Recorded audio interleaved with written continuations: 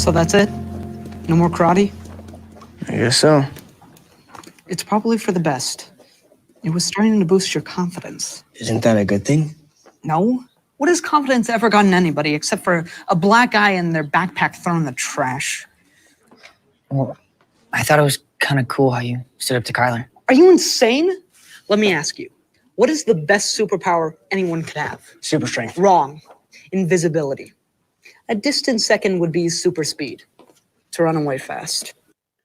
Welcome to No Mercy, a Cobra Kai Kickback. My name is Jakob Burrows, and I represent Miyagi-Do. I believe Bananarama pancakes are the key to inner peace, but I would never go the dark path of the pancake taco. My name is Jim Scampoli. I represent Cobra Kai because when life gives me lemons, I chug some Coors Banquets. Hell yeah. Coors Banquets are great, by the way. Wait, is that different from other Coors? Do you have more than one Coors in your country? Well, it's basically, you have Coors Light, obviously. There's regular Coors, like a Coors Heavy, you would maybe nickname it. I actually have one right here where I was drinking some last night. Product placement works, everybody. No, I actually was talking about this on my show. I am that idiot where I'll scoff at things that I don't love that have like product placement. But if there's something I love, like I love the Big Lebowski. So sometimes I'm at the bar. I'm like, you know what? I'll get a White Russian. And I love Cobra Kai. So I'll be like, I'm getting some beers. What does Johnny drink? Coors Banquets. So I'll get some Coors Banquets as well.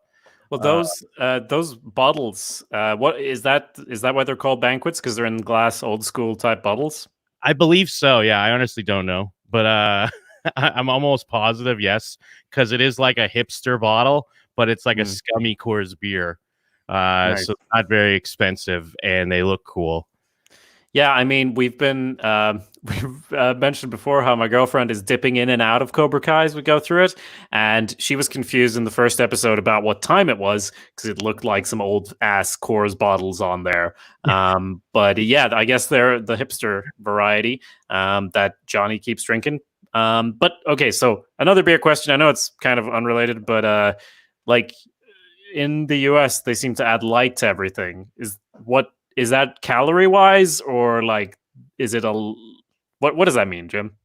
Yeah, I guess it is like it's calorie wise, but also just like a lighter beer. I guess we're really puss here because you're in Ireland or over in Ireland or London or whatever. They like those dark beers, and we usually don't like that. It's like to me, it's like eating a bowl of mashed potatoes when you have your pint of Guinness or whatever it is. You have your thick, limey brew. Don't even right now, Jim, because the pubs have been closed for over a month, and there are people. I've been Googling Guinness home delivery because, as you may know, Guinness needs to be poured from the tap. You can't really buy it in a can; it's not the same thing. So there have people in the back of their cars. They have like kegs, so they can freshly pour you some Guinness and bring it to your door in a takeaway cup. And I'm looking into this, and I don't care what it costs, but I'm going to spend some money on it anyway. These are all asides, but don't talk to me of that sweet milky nectar of the gods. Yeah, it is a weird thing.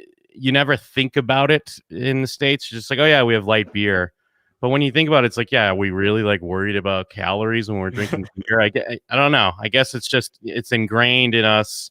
And don't get me wrong, even though a lot of people drink light beer, there are a lot of connoisseurs that even here in the States that would look down upon that and are like, why are you drinking that piss beer? But some people like a piss beer. Some people like Johnny Lawrence. I suppose we should get into it. So we're talking today about episode 4 of season 1 of Cobra Kai, called Cobra Kai Never Dies. This is basically, I guess, like the rejecting the call of the hero's journey or whatever, because this is when it all shuts down and we all know it's going to start up again at the end. But we still have to go through this. It's not bad or anything, but that's pretty much what this episode is in essence, right? Yes. I think a very important takeaway from this episode is that even though, like, obviously we love Johnny, we're rooting for Johnny, but I don't know, his son's very right in not like believing him and not wanting to forgive him. And even to an extension, even though like they get into how Robbie's mom or Johnny's ex is kind of like a piece of shit as well, but she's also right. Like, it's like a weird reminder that Johnny's not really a good guy. Like, it's fun to us because we want to root for him. We know him from the Karate Kid, but like, there's a lot of things that are his own fault, and tough. It's tough to go back for that second chance, and to get people to believe you, or because maybe for you think it's a second chance, but to these other people, they've already given you their second, third, fourth chance, and you've dried it all up. So I just think there's a lot going on in this, because I do agree it is kind of like, all right, we get it, we're gonna get things going, but I think there's a lot of good Johnny stuff where he's at fault. He is like finding this second chance with Miguel, which is kind of good for him, but it's unfair to his son. And even though Robbie's fairly new to us, the audience, I still feel for him a lot here in this episode. Yeah. I don't think he's wrong in the way he treats his dad. What about Miguel and his relationship in this episode, where Miguel's mother obviously thinks that this whole karate thing is the reason that Miguel got super injured. Now, Johnny seems to take that on himself as well. Don't you think maybe I'm not saying one way or another, but I could see a world where his reaction to Miguel getting beat up would from the start be more like, I want you to train harder and get stronger and better. And instead his reaction is like, there is no gym, there is no dojo. And I suppose that would come from him actually caring about Miguel and seeing him get hurt, even though that's not something he would say and he wouldn't write it on the wall. But I guess that's the reason, because, Miguel still wants to train. So why is he so set on shutting it down now? Is it because I think that the last shot from last week, maybe it didn't fully deliver how crushed he is to see his surrogate son get beaten up, because that has to be the motivation behind all of this. But he doesn't think karate's bad, I think. In this episode, he's just like, nah, my dream is fucked. It's a bit unclear to me where he's at. Yeah, no, I think that's an interesting read, because, you would think on the surface from knowing Johnny is that he'd be like, you pussy, you got beat up. What's going? Why are you not taking what I'm teaching you properly?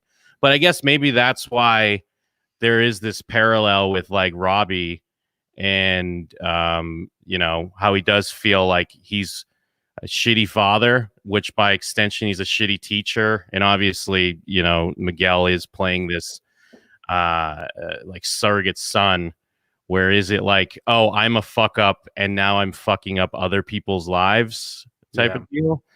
But I don't know, I do enjoy that it's not of course any TV show, it's not just gonna be simple hey, we opened up a karate dojo, everyone loves it and I'm great. Yay.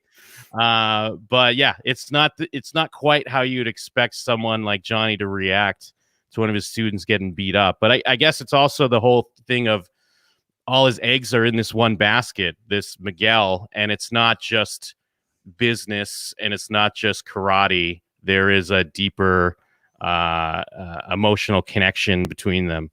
Yeah.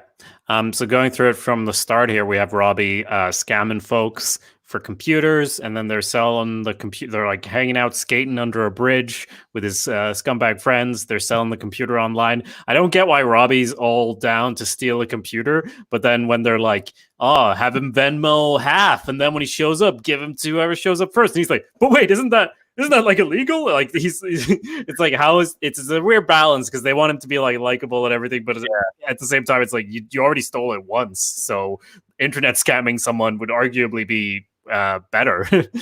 Very much like Sam, we have to have a moment where the audience can pick up that he's not all bad. He's not as bad as these kids anyways, even though he is the one that pulled the scam. But it is funny that he's wait, I thought we were just ripping off one guy, not multiple people. I do think it's interesting the way, I wonder if it was always intended this way or just something in I guess it probably was always intended this way, though, because the way that Robbie, the pickup with not Robbie, with when Miguel is back at home and Johnny and his mom, it's kind of in this flashback device as Johnny's kind of just drinking his Coors going down the street. It's a little weird, but I guess it's because we don't check in immediately with them. So I'm not I'm not sure if it was always structured that way. It feels like maybe something they had to kind of adjust as they're putting Maybe together. they had to, because like there's this bit where Miguel screams "Cobra Kai never dies" when Yeah. he's on the couch, and that's kind of an awkward line even in the flashback. So if there was a whole scene and that was like the emotional culmination of the scene, I could see why they'd be like, let's make this a flashback real quick. Focus on the big dick. Everyone liked American Vandal. Let's do this.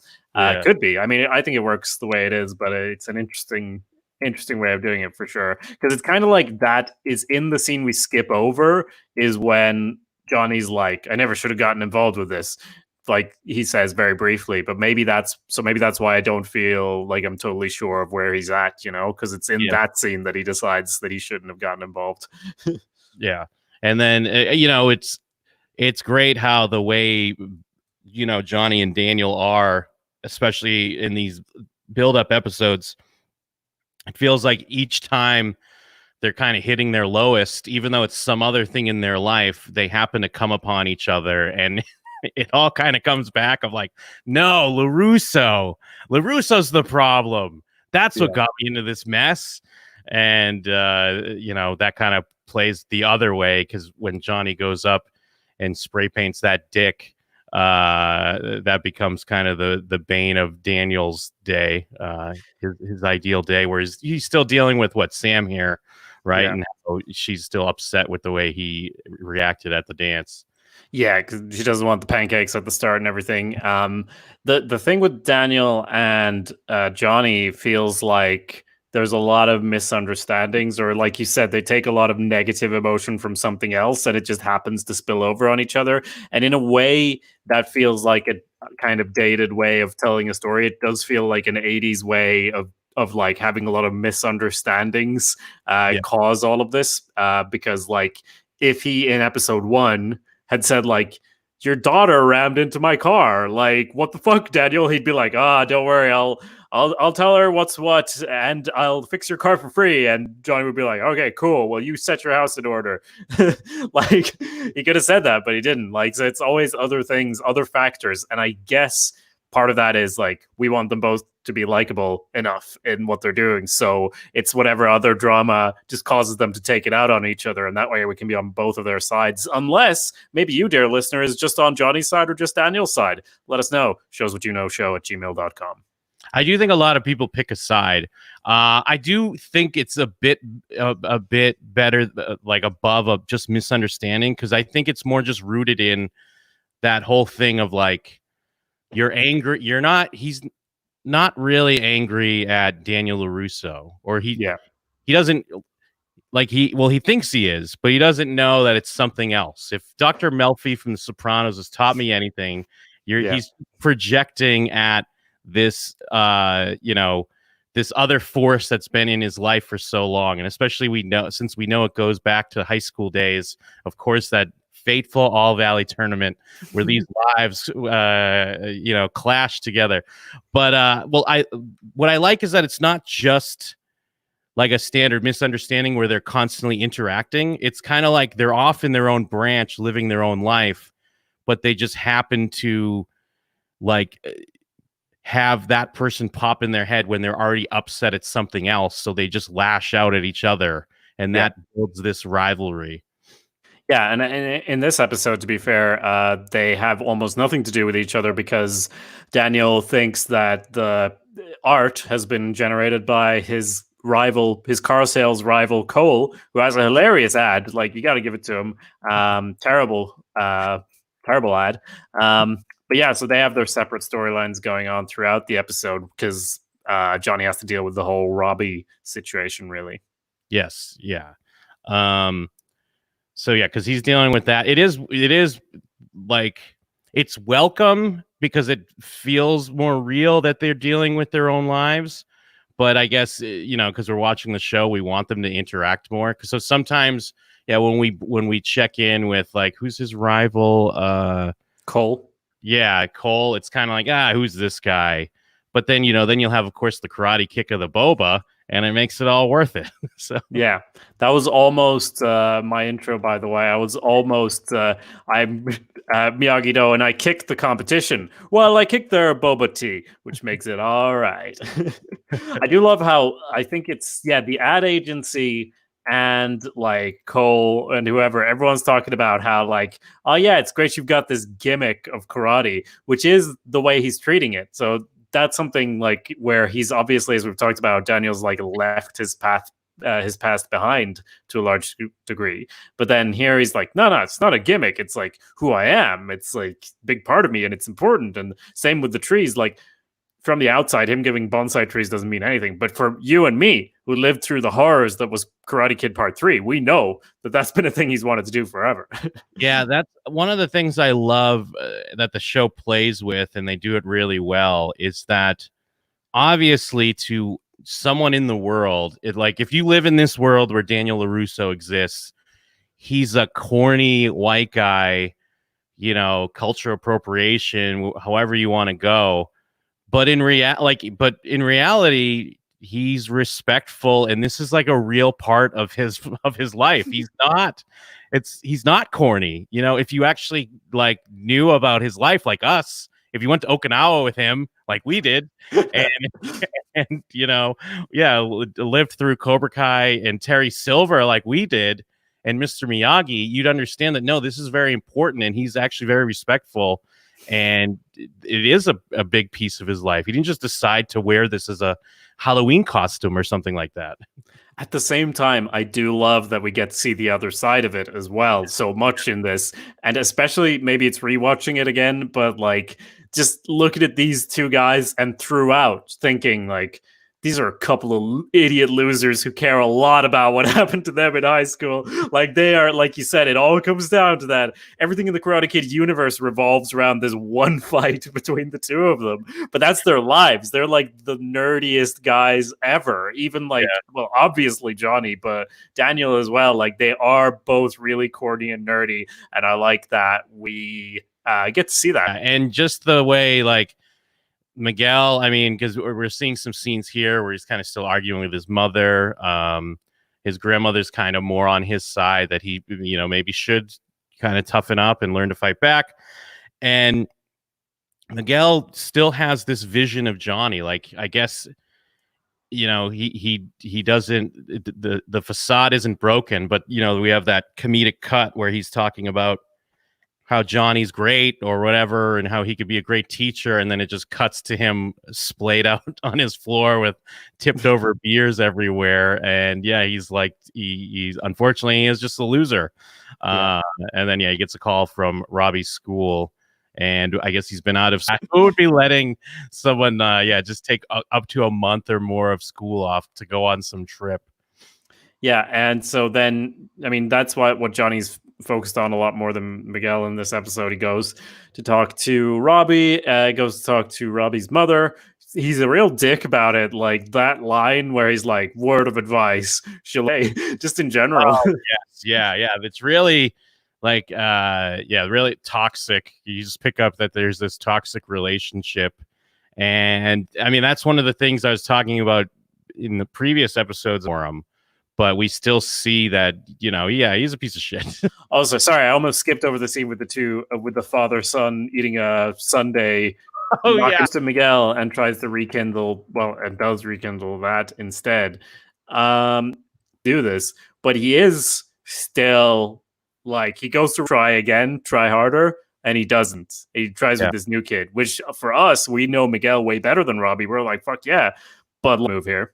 Yeah, no, I agree. That's because that's what I was saying. How it's like, I think this episode, does really show that even though he's our hero, he's shitty. He's a shitty dude. And I mean, I don't know. Maybe somewhere in his head, he thinks that if he can learn with Miguel, likable even in those shitty things, but it's because Johnny is so like I guess now, and at least with like Miguel's. And I don't know, maybe there's a part of him that realizes he can maybe just build strength from that and make a go at it. At least that's the hope, because we want him to be a good guy. We don't want him to just, abandon his son for his new placeholder son.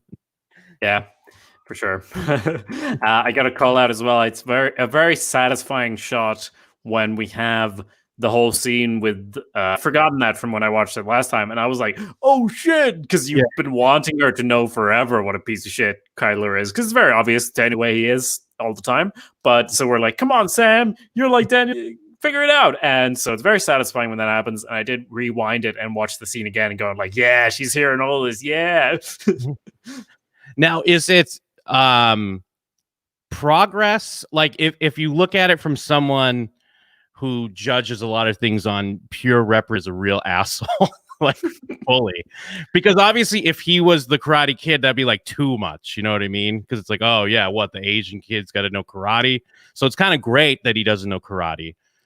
But then the other is it a downside that he's such an asshole? You know, he's making fun of someone's cleft lip, being a real dick, trying to like hit her, and you know, I guess I don't want to say rape because it's not quite rape, but you know, almost sexual assault. Well, as a white man, I'm sure everyone wants to hear my opinion on this. And my opinion is that he is an asshole, but he's also like the popular crew kid. So in many a version of this, you'd have like Dimitri is Asian or whatever, and he's a nerd and he loves science and maths.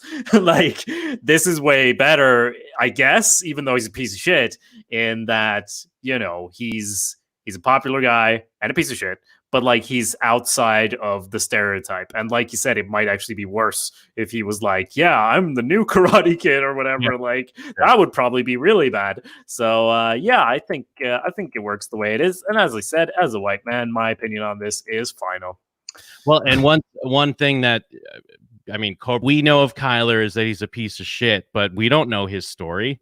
And maybe we're going to get, maybe season 3 is all about, we're going to go back to Kyler. No, that's going to be in another 30 years, Jim. We're going to get that show. And we're going to learn why Kyler is the way he is. Because, you know, not everyone's on this happy-go-lucky path. They might put up a front and it seem like everything's good, but you don't know the real story behind it. Yeah, I'm pretty sure. Although I will say he will probably eventually learn karate, just because everyone will in this universe sooner or later. So you know, might get more problematic there. Very satisfying in the movie theater as well when she's like, just basically shows some of those LaRusso moves, how they've moved to the next generation. Shows them what's what. Yep. Yeah. When she can slap his hands away like really quick. He's showing a little karate, maybe a little drum. A little drum movement, right, with the arms, watching his hands. Yeah, maybe picked up a few things. I do like the quick bit going back to Kyler and his big buddy there. I forget his name. Just the quick thing where he like corrects his grammar, because I think that's a new trend, a fairly new trend where like bullies in modern media are smart, which I like, because now they're like, well, bullies aren't always just like dumb jock. They could be like a smart dude, but they're still assholes. So I like yeah, you're right. He doesn't seem that smart, so the line is a bit misplaced, I feel like.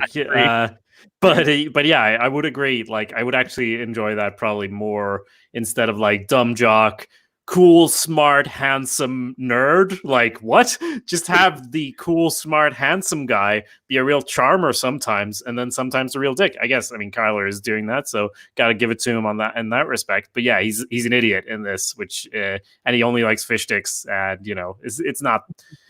It's not that great, but anyway, yeah, they get the dojo back started back up there at the end of the episode as we expect, and Daniel's walking on sunshine, giving the finger to Cole's his big billboard, and his one's all cleaned up, and then he finds out that they found a bunch of those posters up there, so now he knows it was Johnny. Yeah. I just want to backtrack real quick to another like just quick parallel between Johnny's kind of fragile confidence is when you're like we were mentioning before, when Daniel's in that ad meeting and he's a little like hurt that people think it's a gimmick, you know, the karate and the bonsai, but he even is like, well, I guess if that's what people think, maybe, you know, he's almost immediately ready to be like, well, I guess we can get rid of it.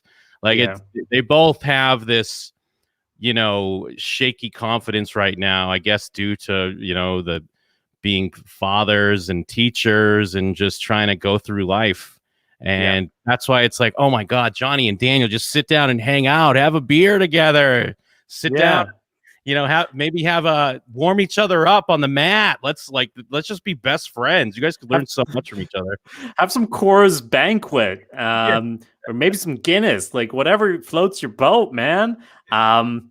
So please do send any thoughts you may have on this or any other Cobra Kai episodes to showswhatyouKnow@gmail.com. We'd also appreciate any reviews you might feel up for leaving on Apple Podcasts or your podcatcher of choice. You can, of course, also find us at showswhatyouKnow.com, where you have coverage of all the other television shows we discuss. There are a bunch of them.